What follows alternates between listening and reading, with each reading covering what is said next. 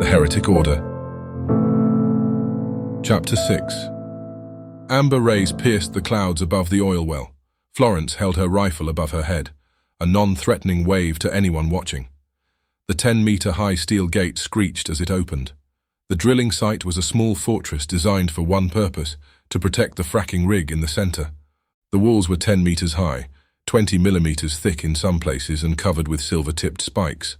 Skulkers can't climb the walls. Eddies can't punch through the steel. The only real threat to the engineers were flyers. The engineers can't use firearms or flamers due to the natural gases that escaped from the well. If the gases ignite, no more engineers, and no more fuel for Ravendale or the Abbey. The knights posted to the well are trained to fight flyers with bows, crossbows and spears. No teams ever volunteered for the job. It had the highest death rate. It could also be very boring. Sometimes on-duty knights went months without so much as hearing a flyer screech in the clouds. Florence took off her helmet and smiled at a weather-beaten engineer, clutched a cartoonishly large adjustable spanner. "Extra guard duty as requested by Councilman Bainbridge," Florence said. Her voice was full of faux authority. "Huh. Cut the shite, lass," Sid said. Harry jumped down from his mahogany horse and tied it next to a water trough. "What do you mean?" Harry asked. "We ain't seen a knight up here in years," Sid said. Unlike the people of Ravendale and the Abbey who came from all over the country, this man had a strong Dales accent. He was born and bred in the hills, as were his ancestors before him. "Knights should be rotated out every month. Are you saying the well has been unguarded all this time?" Lily asked. She took off her helmet and the engineer's eyes narrowed. "Forgive me, lass, I haven't been outside of these walls in a long time. Has the Abbey lowered the age requirements for knights?" Lily shrugged. "Labour shortage, you know how it is. These are hard times." Lily replied. The engineer laughed until he hacked into the black-stained dirt. He wiped his mouth, then walked over to the gate and used the spanner as a key in a machined steel mechanism. An unbearable scraping sound followed the door as it closed. The engineer winced with the knights. "Why are the knights not doing their duty?" Harry asked James. He shrugged. "News to me." The engineer looked up at the sky. He scratched his chin and mouthed breathless words. "The pubs in town are full of the Abbey's coin. It don't take a clever clogs to figure out why." James glanced at Harry. They admired the knights for so long, it hurt finding out they were not the bastions of morality they assumed. They both felt cheated, lied to. The myth had outpaced the truth. It was part of the reason of their success. A fanatical army made up of army remnants, mercenaries and criminals didn't have the provenance as the Knights of the Order of St. Agatha. "Come on, we need to get in the bunker. There's a big fat flyer that's been bothering us every night for a while." The knights led the horses to a small metal shed. Inside, a steep-sloped concrete floor led underground. One of the other engineers closed the roller shutter behind the knights and padlocked it to the ground.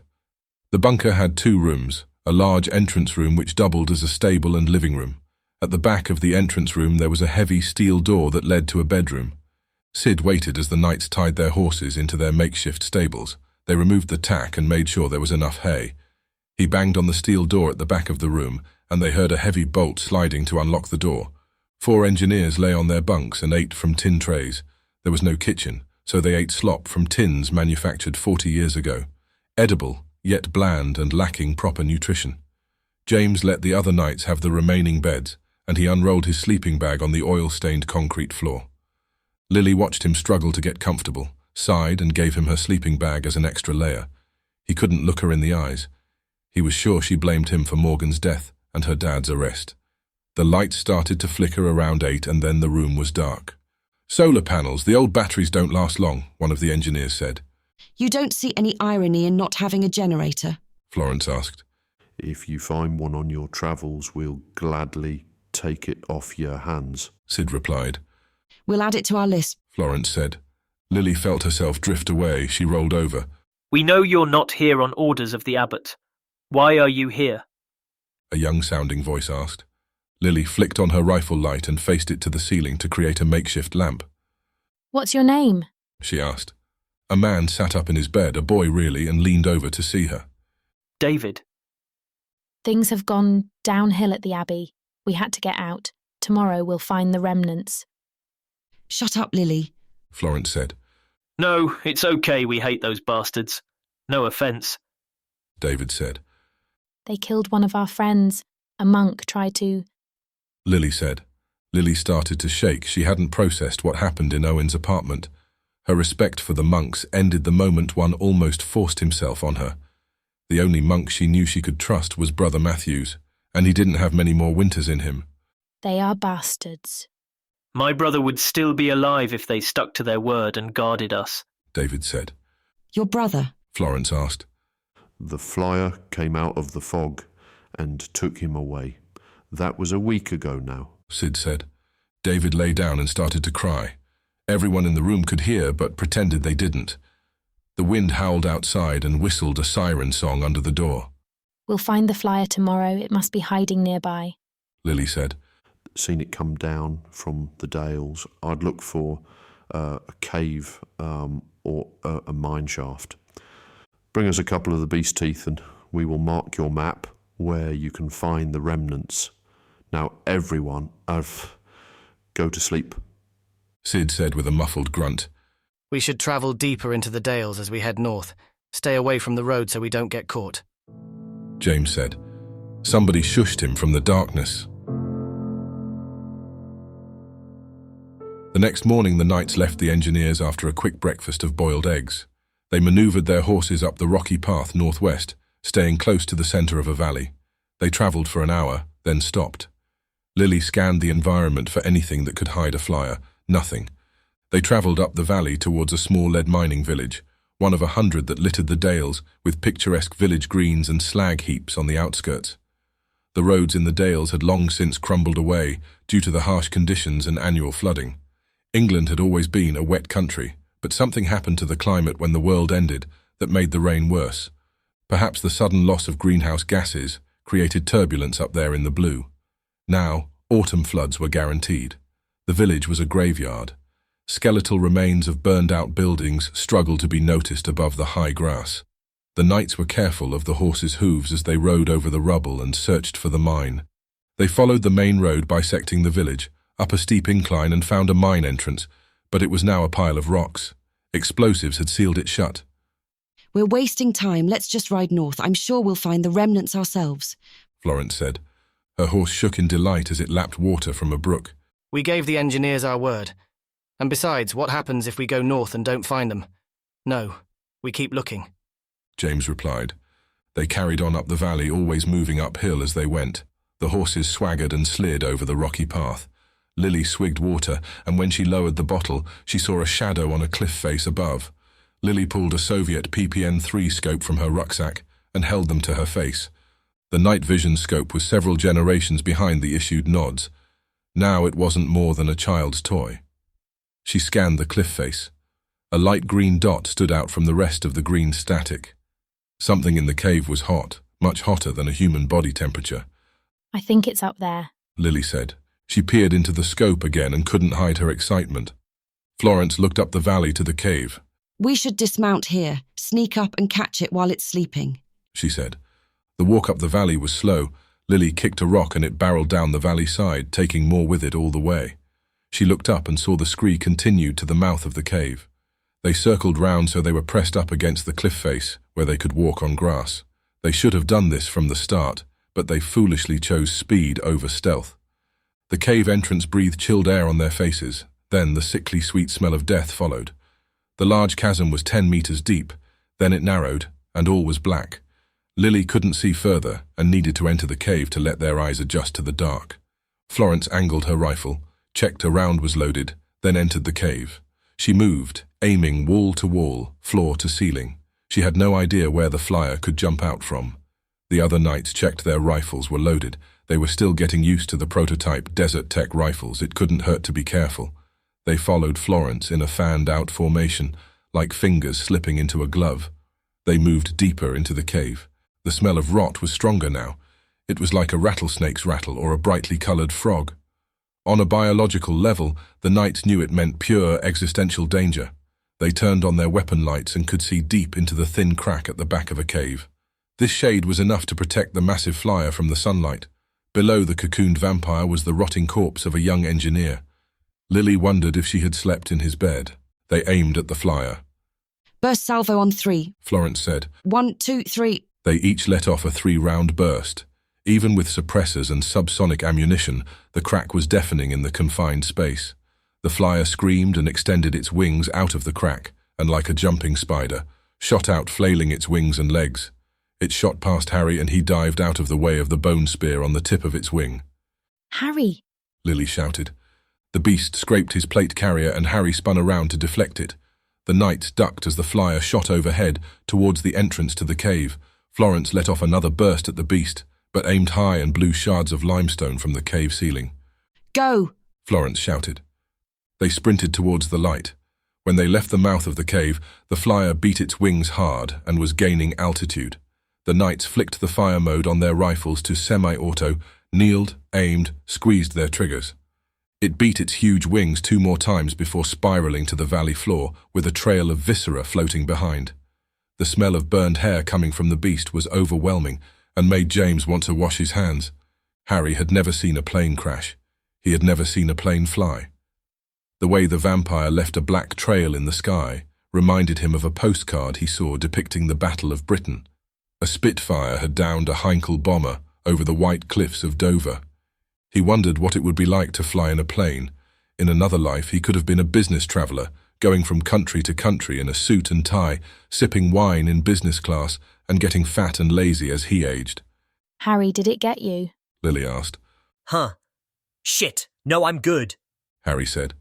He gave a maniacal smile when he realised how close he had come to death. Harry flicked the safety on his rifle and slung it behind his back. Let's get them teeth, he said. James and Florence kneeled by the dead flyer on the ground. The bullet holes bubbled, then festered to grey ash as the silver bullets reacted with the infected blood. Florence prized out the large front teeth with a pair of needle-nose pliers and handed one to James. He held his nose. The smell of burned hair was now mixed with a delightful smell of effluence spilling out between the flyer's legs. Florence prized out a few more teeth and dropped them into a small tin. She rattled it and smiled. 1 down, about 1 million more to go, she said. And 50 million skulkers. In this country alone. James said. I can't even fathom what that looks like, Harry said. The wind had been knocked out of his sails from his recent brush with death. They went back down to the horses, who, oblivious to the battle in the cliffs above, were grazing on a grass verge filled with large white daisies. They let the horses graze for a while. The knights drank from large glass water bottles. Florence opened a small box of rounds and topped up a magazine, then slipped it back into her rifle. She passed the box to the other knights. When they reached the edge of the dales, they stopped and looked down the valley to the oil well. Lily aimed her rifle, watching for vehicles. She knew the abbot wouldn't send his knights out on foot or on horses. Best case scenario, without a night guardian, nobody knew they were missing. The rusted pump jack moved up and down, and a lazy rhythm, like the tail on an old dog after a life well lived. We're clear, she said. She slipped the binoculars into her bag. They reached the oil well before noon. Sid hadn't closed the gate since they left, so they trotted into the yard and dismounted. Sid shouted at the other engineers, and the youngest shouted something back. The pump jack was a chorus of scrapes, bangs, and hums. It was deafening. We killed it. It was a big fat one, Lily shouted. Sid nodded and held out his hand. A filthy leather glove reached out and James placed 2 fangs into his palm. James put his hand behind his back and wiped it on his trousers. It was still oily. He would need to wash it later. Come here, lass, Sid shouted. Lily gave him a map and a pencil. He studied it for a moment, then drew a circle where he thought the remnants were located. Thanks, Sid, Lily said as he returned her map. Go on now, before your friends show up, he replied. A moment later he went back to shouting at the engineers and waving the large spanner above his head. Lily studied an ordnance survey map. The circle was large. It was clear Sid only had a vague idea where the remnants were. She decided not to show the others. James would only gloat. She slipped the map into the top of her burgundy. The knight circled around in the yard and headed directly north, before turning right and rejoining the motorway. Harry thought the journey would take 4 hours. Lily said 3. When they checked their watches, it had been 6. As they came around each curve in the road, Lily looked back and wondered if they should turn around, but they carried on, partly due to determination, but also for the lack of any other option. Each bend in the motorway gave way to a sea of rotting vehicles. Lily pulled out her map and looked for any logical places to build a defensible settlement. There was nothing until the motorway hit Newcastle. Nobody would live in a city, it wasn't possible. There was no cultivatable land and the highest concentration of vampires. Harry leaned over to Lily and looked at the map. It has to be around here. Lily sighed. People are just as dangerous as Type Bs. Maybe they don't want to be found. Harry said. We could let them find us. James said. Lily thought for a moment, then looked at Harry's tomahawk. Grab all the wood you can find. We will build a big fire. Right here on the road. Lily said.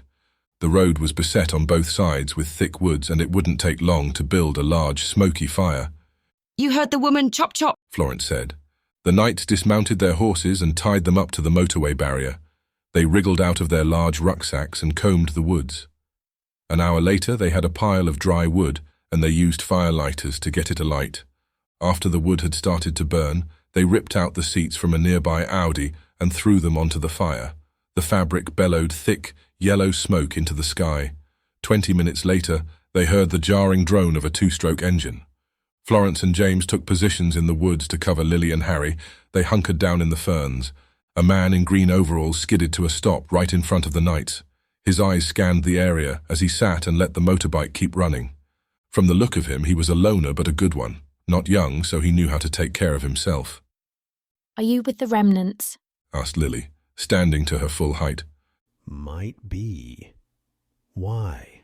He replied. His eyes narrowed on her. We need to find them. We're looking for a friend. Harry stood up next to Lily, almost shielding her. Can you take us to them? Harry asked. Depends. Who's your friend? The man replied. Lily and Harry glanced at each other, questioning how much to say. A knight. He's on the run from the Abbey and we need to find him. She said. Why? Asked the stranger. Let's just say there was some trouble there. Lily replied. She didn't want to push the man away by being hostile, but she also wasn't sure just how much to trust him with. The stranger's gaze moved from the apprentices to the horses. 4 horses for 2 people, eh? You can tell your friends to come out. There was a soft rustling as Florence and James emerged from the brush into the open. Their eyes never stopped moving, searching the area for any others who might be waiting to ambush them. No other sounds came, and the two grabbed the reins of their horses. Can those things keep up with my bike? Asked the stranger, nodding his head toward the horses. If you go slow, Said Lily. I hope so. I need to get back soon. Can't afford to take too long. With that, he revved his engine and swung around until his back was facing them. Lily and the others scampered onto their horses as quickly as they could. As soon as they were ready, she yelled. all good. With a quick look back, the man nodded. His engine roared as he took off. Lily pushed her horse to a fast trot to keep up. The soldier pointed down a track and waved them past. Approach with your hands in the air and you should be fine, he said. He twisted the throttle and sped off back to the motorway. The road sloped down into the forest, and a blanket of brown pine needles muffled the horse's steps. It was eerie, silent, unnatural for such large beasts. They followed the road through the forest for 20 minutes until they came to a clearing. From their elevated position, they could see a fortified encampment. The perimeter wall was made of pine logs, with the tops whittled into spikes. The fort was surrounded by thick mud that had been churned by many wheels and boots since the last rain. The walls had horizontal steel poles near the top, wrapped in tangled razor wire. Behind the wall, 6 huge lights pointed out towards the forest. The knights had never seen lights like it. They were the size of a school bus, taken from a football stadium and modified to emit ultraviolet light. Wooden buildings and green tents were haphazardly scattered about the fort, juxtaposing the high-tech lighting. Outside the walls was a large motor pool with tanks, trucks and cars. Most looked unusable. A faded Union Jack hung high above the fort. As instructed by the soldier on the bike, they approached the fort with their hands high in the air. The main gate opened with 6 soldiers who flanked the knights and dropped to their knees. They aimed their old bullpup rifles and waited. A guard on the wall looked up from his .50 caliber machine gun and whistled with his fingers in his mouth. The 3 soldiers on each side of the horses stood up and grabbed the reins. They led the horses into the fort. At least they didn't shoot us, Harry said, not taking his eyes off the soldier guiding his horse. The knights and a growing number of onlookers went through the fort. Everyone they passed wore an identical uniform of green and black camouflage. The faces of the soldiers were sharp and angular. There didn't seem to be anyone around over the age of 40. Lily noticed they all wore belts to hold the bulging uniforms to their emaciated frames. Harry was curious why the women didn't look up at the knights and why the men seemed to be watching far too close. "Dismount here," one of the soldiers ordered. The dirt on his face masked a scar on his cheek. Hesitation to leave their horses dissipated as a group of children ran up and stared in awe. The knights dismounted and grabbed their burgans. Florence held her face against her horse's neck and stroked its mane. She stepped back, with the other knights and soldiers led the horses away. "You can keep your weapons. If your hands start wandering, we shoot you in the legs and drop you off on the motorway," an olive-skinned soldier said. How about we make them safe and take the mags out? Will you chill out then? Florence asked. The Solider nodded and gave a thumbs up to his security detail. "Slowly, guys. Snail's pace," he replied. The knights removed the magazines from their rifles and ejected the round in the breech. They hadn't meant to do it in perfect unison. The soldiers glanced over at the knights and watched, curious for what they would do next. "Where did you kids come from anyway?" a soldier with acne asked. The Abbey of St. Agatha, and we aren't kids. Lily replied with as earnest a smile she could muster. The knights were ushered into a wooden cabin. They looked around the room, then sat in front of a roaring fire in a stone hearth. Vampire skulls lined the wall above the fireplace, cryptid trophies of apocalyptic huntsmen. Most of the skulls were skulkers, but there was a row of eddies above and flyers below. A single human skull sat in the center of the macabre wall art. Florence looked up in awe. She walked up to the wall and studied the different skulls, caressing them as she wandered. "Admiring our handiwork?" a deep voice asked from the top of a staircase. It's beautiful, Florence replied. The man came down the stairs and stood erect at the bottom. He was older than the other soldiers, and he didn't need a belt to sink in his uniform. "I'm General Stuart Greaves. You can call me General Greaves," he said. Knight Carnegie. Florence replied, saluting. "Palm out, eh? Bloody good show," Greaves said and returned the salute. Harry held up his hand. He wasn't paying attention and didn't see the exchange of salutes. Knight Gilson. Lily stared at the severe-looking man in his tailored khaki dress uniform. I'm Knight Davis, she replied. James nodded to the general. James Montgomery. The serious face softened to a melancholic smile. "Davis, that rings a bell," he said. Greaves walked past the knights to a sideboard holding crystal decanters filled with brown liquids of various hues. I was told you knew my father, Lily said. The general grabbed a glass from a knee-high walnut cupboard and ran his finger over several of the crystal bottles. He held one up to the light streaming in through the window. Satisfied with whatever he was checking, he poured a large glass. "Owen Davis, one of my best soldiers back in the day," Greaves replied. He sipped the drink and walked over to Florence. "The deterioration of skulker skulls is quite remarkable. The process only takes a matter of days," Greaves said. Why does it happen? Florence asked. "I'm no scientist, but I think it has something to do with our sinuses. The disease dissolves the bones in the same way as syphilis. This opens the sinuses, giving them a remarkable sense of smell," Greaves said. Syphilis? Lily asked. "It was a disease that was around before the outbreak, sexually transmitted but easily treatable with antibiotics. When the world fell apart, there were no more antibiotics.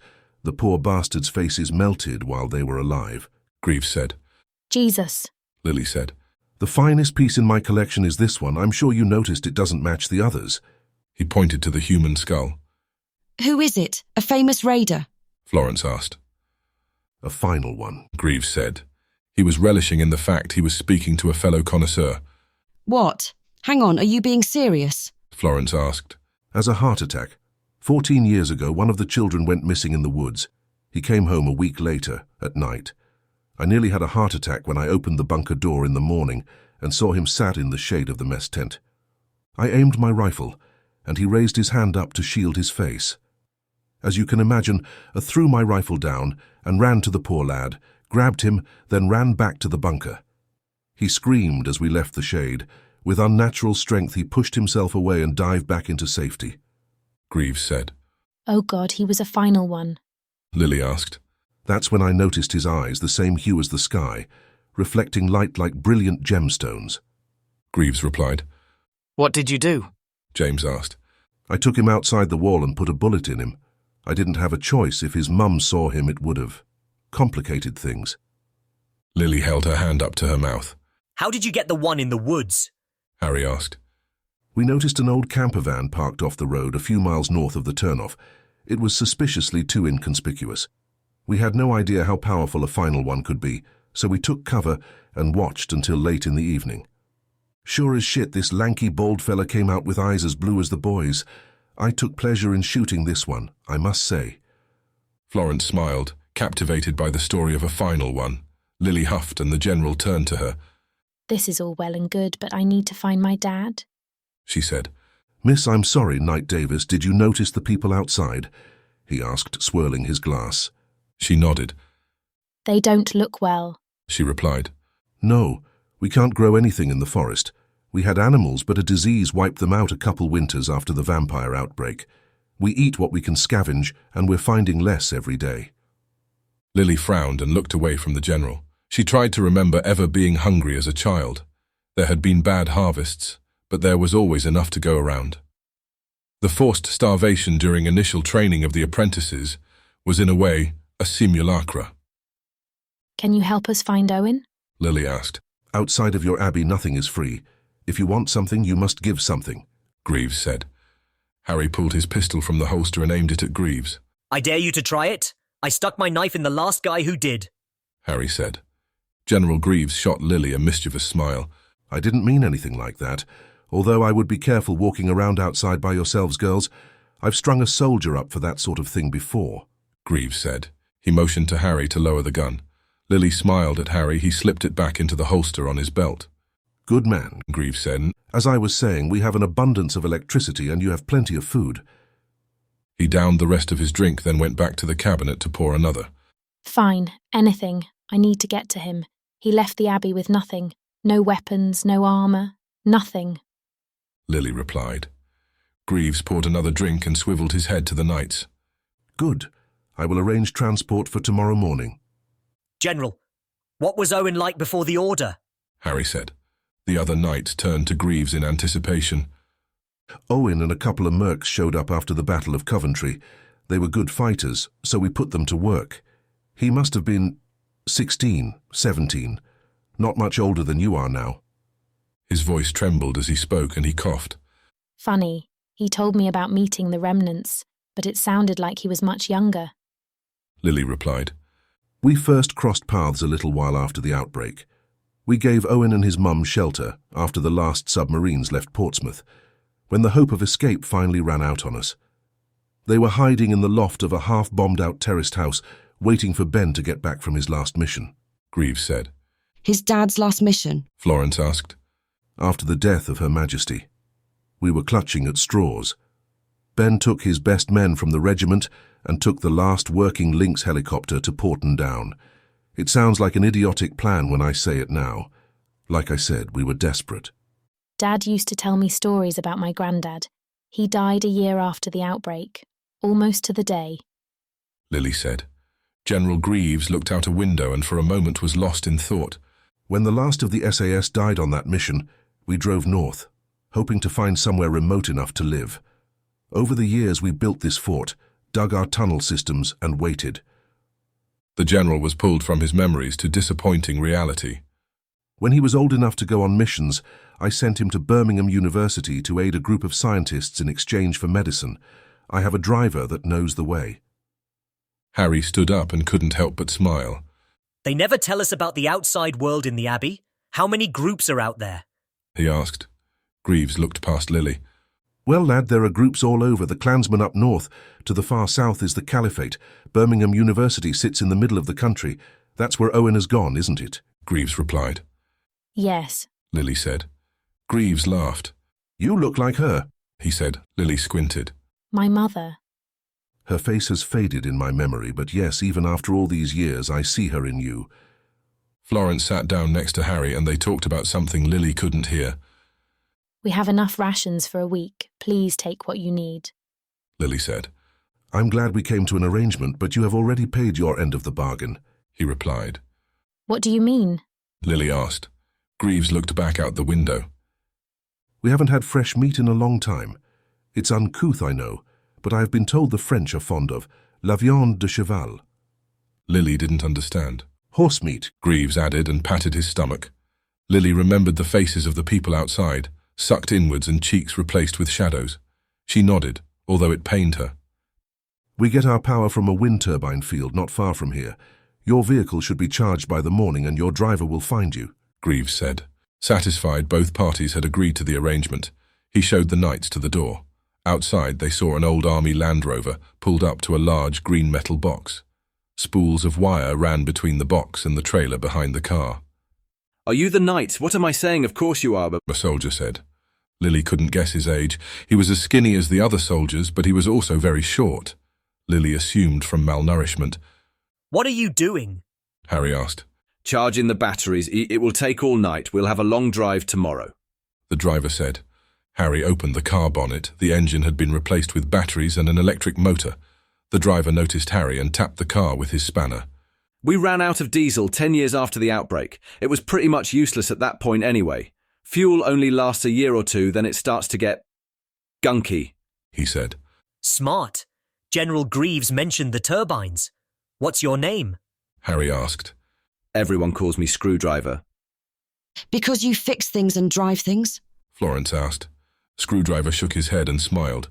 No, it's because I drink and drive. You never had a screwdriver cocktail? He asked. Lily frowned and looked at the ground. She wondered if there was anyone else available and willing to take them south. Jesus, you knights are weird. I'm joking, guys, Screwdriver said. The forest darkened as clouds formed overhead.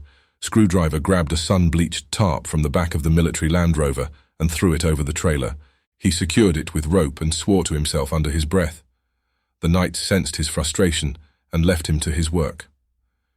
They crossed a muddy road and sat at a picnic table under a patched white tent. A group of soldiers walked up the road and passed, staring silently at the knights as they went. Lily dropped her Bergen onto the ground and unfolded a large map. She found the university and marked a route from the approximate location of the fort. She plotted 3 routes. One was direct using the motorway. The other 2 used smaller B roads in case the motorway was impassable. If they left at sunrise and didn't stop, they should arrive with an hour before sunset. Florence took out a green nylon toolkit and unrolled it on the table. She unclipped the suppressor from her rifle and checked the can was clean. She field-stripped her rifle, followed by her pistol. From the corner of her vision, she noticed a soldier watching her work. Greaves's soldiers had rifles designed in the 1970s. They were the same model as Florence's old rifle, but without suppressors. Owen used to call unsuppressed weapons dinner bells. She applied a drop of oil to the bolt and reassembled the rifle. James yawned and put his arms on the table, and his head into his arms. He dozed. Harry brought a leather journal out from one of the many pockets on his rucksack. He opened it on the table and started to write. He broke up his notes with sketches. Lily looked over his shoulder to see an accurate pencil sketch of the fort from the view coming down the hill. The perspective was a little exaggerated, but it seemed to add drama to the drawing. He looked up at Lily for a moment and they both felt embarrassed. What are you working on? She asked. Harry hesitated, then he turned to her. I want to write about our adventure, he replied, eyes gleaming. Think we'll survive long enough for anyone to read it? She asked. I hope so. I want to use these notes as inspiration for a new story. Nobody makes new stories anymore, Harry said. Lily looked at the scope on her rifle and felt a stab of anxiety. We are living off the achievements of the past. She looked at the huge lighting rigs pointing out to the forest. We might have a few decades left before our technology breaks down and we are back in the Dark Ages. If there were no vampires, would that be such a bad thing? Harry asked. There will always be vampires, Lily replied. It's easier to fantasize than accept reality sometimes, he said. Rain the size of grapes pounded the tent. The old patched cotton became saturated and the knights rushed to pack their gear into their waterproof Bergens. General Greaves's soldiers rushed to a small concrete building and through an open steel door. The knights looked around the fort and apart from a few guards stationed by the gate, it was empty. They picked up their packs and ran through the mud to the concrete building. Harry ran through the door and almost fell down a steep flight of steps. He looked back at James and the girls. James let go of Harry and shook his head. It's a bunker, he said. Harry, did you think all those people were crammed in here? James said. Harry shrugged and went down the diamond plate steps. 3 flights down into the forest soil, they came to an underground room 1 meter wide and 20 long. It was clear to the knights they were in a kill zone. Any vampires that make it past the doors upstairs would find themselves in the tight corridor and a hail of machine gun fire. It was a tactic used by the Spartans at Thermopylae to brutal effect, minus the 50 caliber machine guns, that is. At the opposite end of the corridor, a machine gun nest housed 3 machine guns. For a moment, Lily worried Greaves had set up an elaborate trap. They walked past the defences manned by soldiers too tired to meet their gaze. Some of the guards were sleeping on the ground, in the stagnant mud. A soldier pushed past the knights and they followed him. The tunnels were no longer lined in concrete but were dug from the earth. Roots exploded out the dirt walls and brushed the knights as they walked. The smell of wet earth permeated the warren. Dim amber light bulbs spaced every 10 meters lit the tunnel. It reminded Harry of a book he read about the First World War. He imagined himself as a British Tommy, deep in a trench bunker waiting out an artillery barrage. Damn, it stinks down here, Florence said. Like wet mud and sewage, Lily replied. James tried to stay out of the suspicious brown water, but his boots were already caked. He tried to not think of the floating things he kept kicking, but his mind was already transfixed. It's shit. It's not shit, it's shit, it's not shit. He repeated a positive affirmation after every bad thought. It didn't help. They walked down the tunnel and past wooden doors and corridors hidden behind tattered curtains. Curious children peeked out and watched as they passed.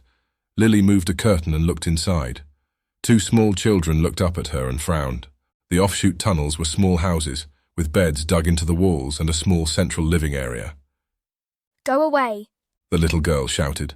Lily stepped back from the curtain and caught up with the others. They came to a large open room with a steel plate floor. The room was full of soldiers and civilians sat talking in hushed whispers. Echoes of conversations overlapped, and privacy was impossible. Lily looked up at the high ceiling and noticed the mud, replaced by dripping limestone. The soldiers had tapped into a cave network. In the center of the room, a large rib cage was roasting over a fire. The smoke spiraled up through an extraction vent above. Harry felt his gut churn and his mouth salivated at the smell. He wondered where he could get a plate. Anyone recognise the animal? Florence asked. She grinded her teeth as she realized it was one of their horses. That was quick. It would be shame to not grab a plate, James said. He looked over to Harry, already transfixed on a small line of people gathered by the fire. At the back of the cavern was a well-stocked bar, with 3 barkeeps and a large sign above which read, "The King's Head." The word "head" had been crossed out, and the word "dead" was written above. The shelves were full of backlit bottles, and a myriad of colours bounced around the cavern walls and ceiling. The knights rested against the bar, and a bald, red-faced man leaned towards them. His bloodshot, overgrown nose gave away the fondness of his own wares. "What'll it be?" he asked. What do you use for money? Lily replied. "Foreigners pay in silver. 10 grams a drink, water is 2. He replied. Florence moved back from the man. It was obvious he hadn't showered in a long time. Harry thought for a moment, then pulled out one of his pistol magazines. He flicked out 4 rounds and removed the bullets with a pair of needle-nose pliers. He slipped the pliers back into a pouch on the back of his body armor. The barman pointed at a small black digital scale, and the bullets made a satisfying tapping as Harry dropped them. Like flyer teeth in a tin. 42 grams, the man said. Do you guys want anything? Harry asked. How's the beer? James asked. It's good. A strong porter. I'll have a beer then. James replied. Beer for us as well, Florence replied. She turned to the tables of soldiers, and a few of the younger ones quickly looked away from her and Lily. Harry scratched his chin and stared at the bottles behind the barkeep. His eyes settled on a large glass container with a small tap at the bottom. What's that? He asked. My special gin. It's flavoured with pine needles. I'd suggest mixing with lemonade, or it won't stay down. One of those for me, Harry said, and tapped a drumbeat on the bar. The barman poured a glug of gin into a glass and topped it up with cloudy lemonade. He then started pulling on a chain attached to a pulley on the ceiling. After 30 seconds, a large plastic bucket came up from the depths below. He pulled 3 ice-cold bottles of beer out from the bucket and handed the bottles over, each with a glass. Right, I'll need to see some ID. You look a little young, the barman said. Harry stopped dead, his hands wrapped around 2 beers. You needed to be older than 15 to drink alcohol here? I'm kidding. But if you're sick, I will beat you. Harry smiled and hoped the second part was also a joke. He handed the drinks and glasses to his friends. Lily investigated her glass with suspicion. It wasn't what she would call clean. The barman noticed and wiped it with a stained towel attached to his apron. Your Majesty, he said and slammed it back down. Lily rolled her eyes at the man. He reminded her of Knight Campbell. At first meeting, he came across as abrasive as a sandpaper sanitary towel, but deep down there was a heart of gold. The knights found an empty booth and settled in. The booths were long and the seats well cushioned, designed for drunk patrons to sleep off their booze. James sipped his beer and wondered the alcohol content. It burned his tongue. A delicious aftertaste of caramel took his mind off the strength. Harry and James sat on one bench, and on the opposite side sat the girls. When the girls sat down, they giggled and whispered something to each other. Lily looked around the booth doorway and shook her head at Florence. She shrugged her shoulders and sipped her beer. A few drinks later, a young woman came to the booth with a small notebook. She was far too attractive to be waiting tables in an underground pub, but beauty had no value in this world. There was only one thing on the menu. She took their order and came back moments later with 4 plates of barbecued horse and bread dripping in gravy. Lily hesitated, picked up the brown meat and brought her fork to her mouth. She smelled the gamey meat. It was inviting. She took a tiny bite and realized it tasted like venison. The gravy was both meaty and salty. It made her want another beer. Delicious. The beers flowed and the knights forgot about their mission. A loudspeaker buzzed and woke Lily from her stupor. She had passed out on the floor under the table. "All night guards calling all night guards. Please make your way to the entrance. Sundown in 30 minutes. The loudspeaker buzzed. Lily unrolled her sleeping bag on a thick stack of cardboard for insulation. She took off her boots and armor, but kept her fatigues on. The room came alive again, with soldiers heading out for guard duty and soldiers coming in for a hot plate of food before bed. James pulled a leather roll from his bag and unraveled it on the table. Florence watched him pour a tiny amount of water onto his hands from an ornate glass bottle. He flicked water across the table while recounting something in Latin. The faith of the Abbey was a hodgepodge of Protestantism, Catholicism, and anything else the founders knew about Christianity at the time. He picked up a wooden crucifix with a nail in the back and tacked it to the wall at the end of the booth. The nail sunk into the soft wood. He continued speaking in Latin and ended with Amen. He secured the stopper on the bottle of holy water and wrapped everything back up and put it away into his bag. They did a number on you, didn't they? Florence said. Knights must only sleep on consecrated ground. He replied. It doesn't keep the vampires away, she said. I know. Then why do it? Tradition. It's who we are. Do you think God's real? I mean the Christian one shoved down our throats since we joined the Abbey. Honestly, I have no idea. Florence finished her drink and lay down on the wooden bench. Lily looked up from the floor at James and placed her hand on his thigh. Thanks. I don't think I would have been able to sleep either. James nodded and tucked his head into his arms on the table. He fell asleep as soon as his head hit the wood. Harry pushed past James and threw up into a puddle. Chunks floated like a sad armada. James laughed and nudged Florence. A stream of tired faces emerged from the bunker behind, some laughing at Harry as they filtered by. Lily regretted drinking so much the night before. She was so drunk there were no vampires in her dreams. Every cloud and all that. Humans have always, and will always fear the monsters in our minds that only need the dark to exist. Now the monsters were real and came knocking at night. Insomnia was not uncommon. Neither was alcoholism. People in tattered green uniforms ran to the west wall. They clambered up aluminium ladders and looked over the wall at the skulkers writhing in agony below. The west wall shaded the beasts from the morning sun. Soldiers on the ground passed up long poles made of Scots pine tipped with tiny silver points. The guards on top of the walls drove the poles down into the bodies below. Ash blew over the wall and swirled around the fort. Nobody seemed to notice as they went about their daily jobs. The walls were double-checked for any skulkers that may have been missed. Then the main gates were opened. The knights limped to the Land Rover, injured from their battle with Dionysus. They threw their bags into the back and slammed the door closed. Florence rode shotgun and Lily, Harry and James got into the back seats. With all the gear on their body armor, it was a tight squeeze. Lily accidentally elbowed Harry in the thigh. He retaliated and elbowed her in the chest. He recoiled in pain and rubbed his elbow. Lily smirked and pushed him out the door. He landed face down and rolled over to see Lily leaning out of the car with tears in her eyes. For a second, he thought he had hurt her. Then he remembered she was wearing sappy plates. She burst into laughter. Screwdriver ran out of the crowd and unplugged the wires sticking out the battery trailer. You guys good to go? Screwdriver asked. Harry, with the wind still knocked out of him, grunted. Lily helped him back into the car. Let's go, we're burning daylight here, Florence said. The ancient military vehicle whirred as it took off along the muddy path. Lily missed Gramps and his morning coughs and splutters. They drove back up the road to the motorway. Lily leaned forward and showed the map to Screwdriver. He looked at it for a moment, nodded and then stepped on the accelerator. The car was fast and unnervingly quiet. All the Knights could hear was the rumble of tires and the various squeaks of the 70-year-old car. 2 kilometers north of Ravendale, the motorway dipped below an overpass. Florence suggested it would be the perfect place to set up an ambush. James agreed. She ordered Screwdriver to stop the car a kilometer away from the bridge. They got out the vehicle, jumped over the side railings, and walked parallel to the road. Thick woods hid their approach to the bridge. They stayed low and moved quick. The ground sloped up until a wooden fence blocked their path. Florence leaned over and saw a hastily built machine gun nest on the bridge. It was camouflaged with branches, and a single gunner watched over the motorway. Florence ducked behind the fence. The Knights lay prone. Machine gun watching the road, she said. How many soldiers? Lily asked. 1. Florence replied. James crawled up and maneuvered over Lily. He peeked his head out of the brush and looked at the gunner. He moved back off Lily and came around to the side of Florence. Harry watched the rear. Echoes of gunfire came from the direction of Ravendale.